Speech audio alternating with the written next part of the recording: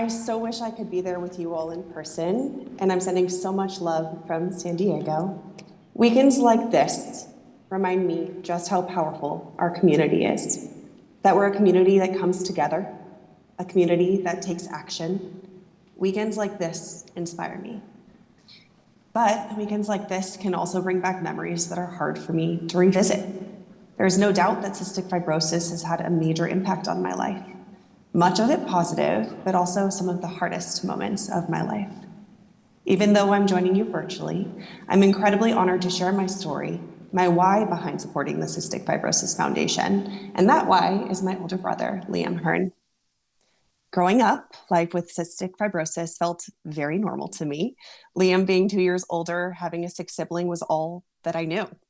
Our childhood was full of beach days, soccer games, trips to SeaWorld and the zoo. But for Liam, those memories always included IV antibiotics at home, constant doctor visits, and a cough that never went away. And for my parents, it meant learning how to carry the weight of this disease while still filling our home with love, laughter, and as much normalcy as they possibly could. My favorite memories included family game nights and birthday barbecues, and they also included CF walks, volunteering at the foundation, stuffing mailers, and family-run wiffle ball tournaments that helped to raise money for the CF Foundation. Giving back was just part of how our family lived with this disease. It was how we connected to others going through an orphan disease. And for years, we moved along as a family. And yes, CF was a part of our daily life, but it was also just life. Then, one single moment changed my understanding of Liam's CF, and I'll never forget it. It was in the 7th grade when I dialed 911 for the first time. It was late at night when Liam experienced a ruptured varicose vein bleed due to complications of cystic fibrosis. In the 7th grade, I heard him upstairs fighting for life. I could hear my parents doing everything that they could to help him. I picked up the phone and I called 911. I waited outside to guide the ambulance in, and I was just 13 years old. Liam was 15. I remember standing out there, waiting for the paramedics, hearing them around the corner, helpless, terrified, realizing for the first time just how serious this disease could be. And we almost lost him that night. This was the true turning point where cystic fibrosis really started to have a heavy presence in our lives as Liam's complications grew. And Liam surviving that night lit a fire in me. I entered high school. I started a cystic fibrosis club to spread awareness. And I lived life full of drive to give back to the foundation that was helping to save my brother's life. And I wanted to teach others around me how important it was to give back. It gave me a way to fight alongside my brother. While I battled the disease from the sidelines, Liam battled it head on. He received a liver transplant when I was in high school. And the year I graduated from college, Liam received a life-changing call. He was going to get a double lung transplant. This transplant completely changed his life. It changed our life. It was extremely successful, completed here at UC San Diego Health, and it made some of the best memories possible for our family, including Liam dancing at his best friend's childhood wedding. And when I say dancing, he was tearing up that floor. And it was the most joyous night for our family, watching him sweat, dance, do everything that he could. And when we got back in the car, he started to cry. And I asked him why he was crying when it was such a beautiful night. And he said that it was because it was the first time in his life he was able to dance without coughing or needing to stop. We hold on to this memory very fondly as a family, because unfortunately, just a few months later, Liam experienced severe complications from both of his transplants. He was admitted to the hospital. His medical team did everything that they could, but in December of 2015, we lost him. When Liam passed away, I didn't know how to stay connected to the foundation.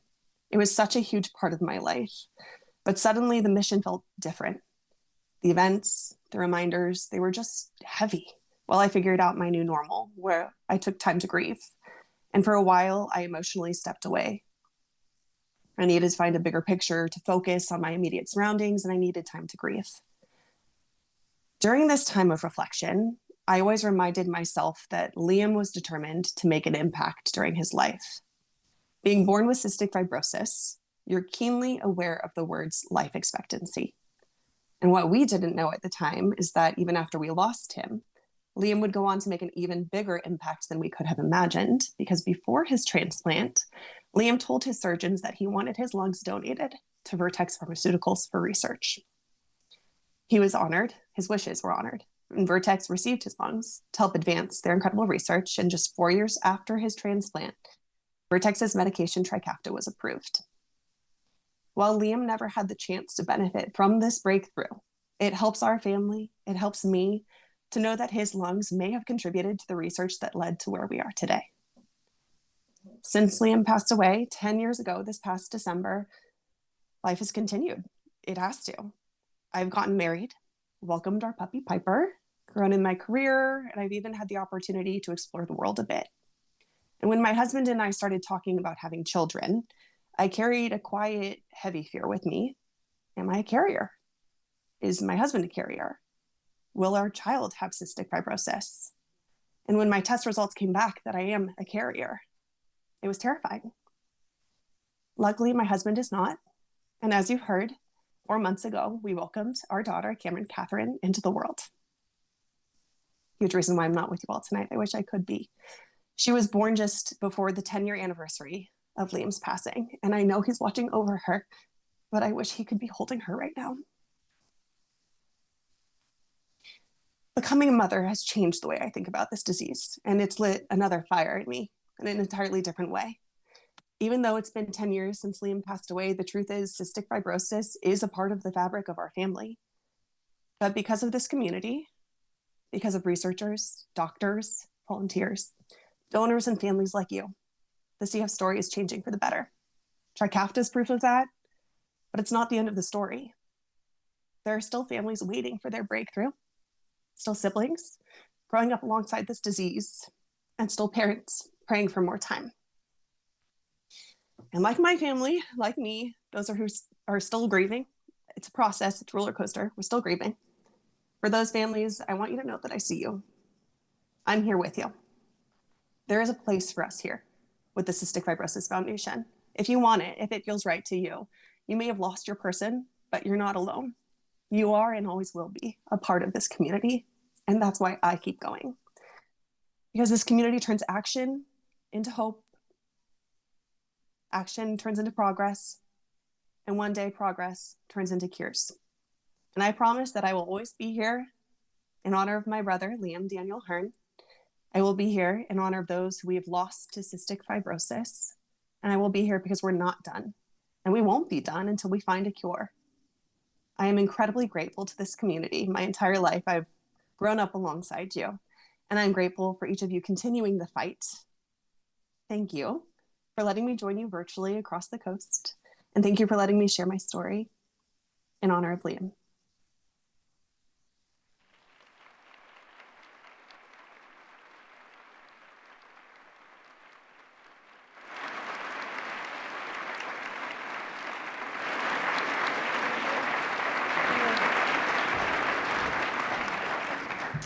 Thank you, Shannon. We are so moved and so touched by your story and continued involvement with the Cystic Fibrosis Foundation.